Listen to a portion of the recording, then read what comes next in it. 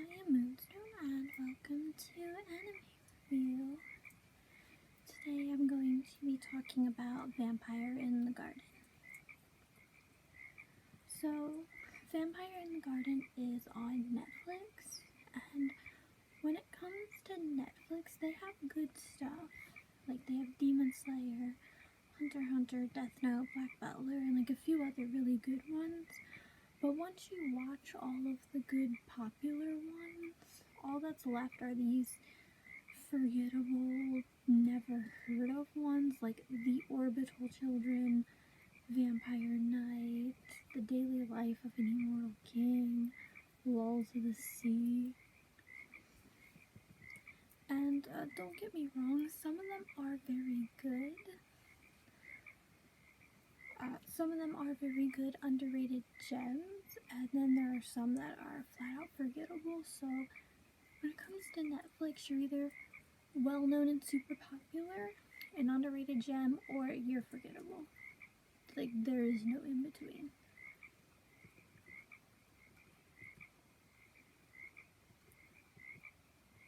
So me, I've already seen all of the big ones. I've seen Death Note. I think I made a review on Death Note. I've seen Hunter x Hunter. I've seen Black Butler. I did a review on Black Butler, I think, because I rewatched it, so I can make a review on it, I believe. Anyway, I'm past the point. Like, I've seen all the good ones, and now all there's left are these ones that I've never heard of. So that's what happened with Vampire in the Garden. I've never heard of it. I just thought it looked and sounded cool, so I put it in my list and watched it once I was done being Puppy Cat, because it sounded interesting. It sounded and looked interesting. And one of the words I would use to describe Vampire in the Garden is underrated. Like, Vampire in the Garden is a very underrated gem. It's only 5 episodes long, each one being an hour, but it doesn't feel like an hour. Like, the pacing is very good. It does not feel like an hour. And that's all it needs is 5 episodes, and it tells a very beautiful story.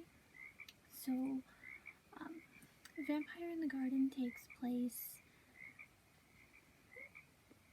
So this anime reminds me very much of Attack on Titan, because the humans live in this enclosed area, but instead of hiding from Titans, they're hiding from vampires. And the whole, like, world the humans live in, this, like, enclosed area, it's all militarized, like very soldiers and army men, it's all Mary Tillanized. They're not even allowed to listen to music because music is seen as a vampire thing, and if you play music, you'll draw the vampires to you. But anyway, we meet Ara, one of the soldiers, who finds a music box.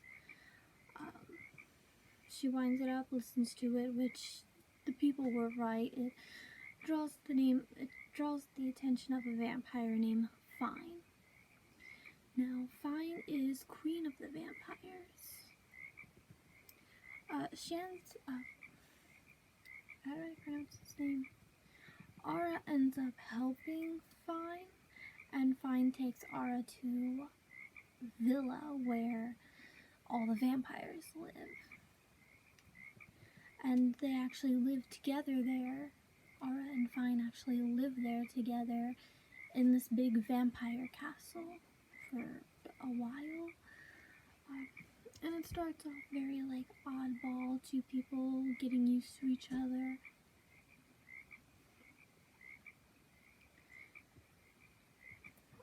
Eventually, both women find something in common. They both dream of a world where human or warm ones, that's what the vampires call humans, where humans and vampires can live together without fear of the vampires eating the humans, or warm ones.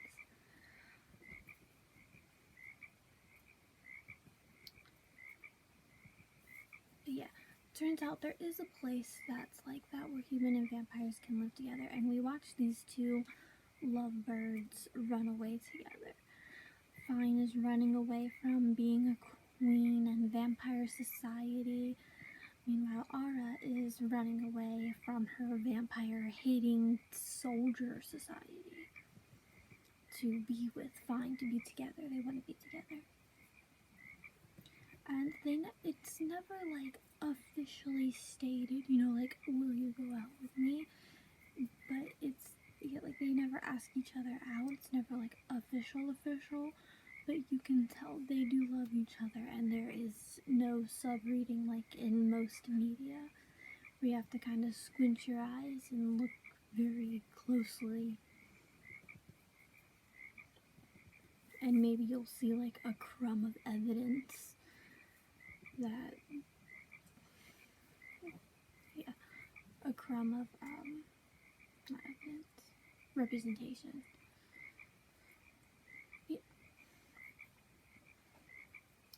Yeah, it's very obvious. Both of them are girlfriends. Both of them are running away from each other.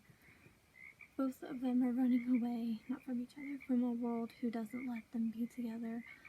I found it very cute. Trying to run away to a place they heard about where both humans and vampires live together, while the vampires are chasing them down, trying to obviously get their queen back. And soldiers are also being sent out to get Ara back.